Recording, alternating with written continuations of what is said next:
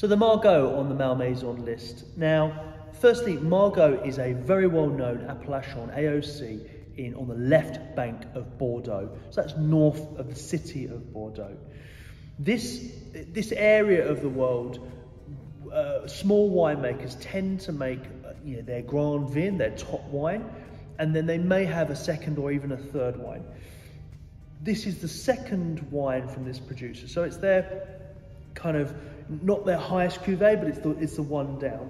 So the name of the wine is Relais, and the producer, the chateau, is Durfort Vivens. So they are in Margaux, which is just, like I said, just outside Bordeaux on going north. Now, Margaux is an appellation because it's on the left bank. The variety that's dominant in the blend nearly always is Cabernet Sauvignon. And this wine is 65% Cabernet Sauvignon, and then about 35% Merlot with a small amount of Cabernet Franc left in the blend. So it's a blend of 3 varieties. That exact percentage will differ by vintage, by age. And this is an area of the world where aging wines is a really important part because it changes the flavour profile and the depth and the complexity of these wines. This particular wine, the wine we're starting the menu with, is 2016. So it's had 8 years since harvest to age and mature in both its storage vessel and in the bottle before it's released. This wine has still got that backbone of acidity coming from the Cabernet Sauvignon with a really rich complexity of fruit and a subtle impact from time in oak.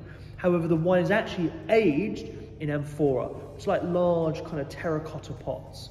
And it's a delicious, really approachable Margaux for someone that's trying to break into a Bordeaux style of wine.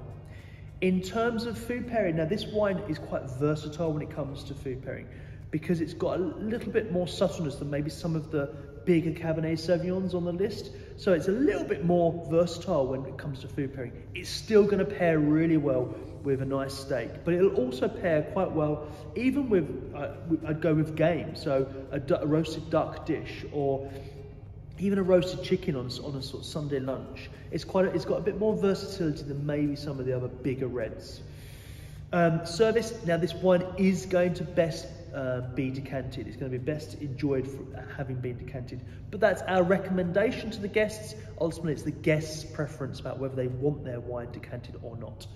Service-wise, it should be served in a large Bordeaux wine glass at room temperature, and that for this wine is about 16 to 18 degrees.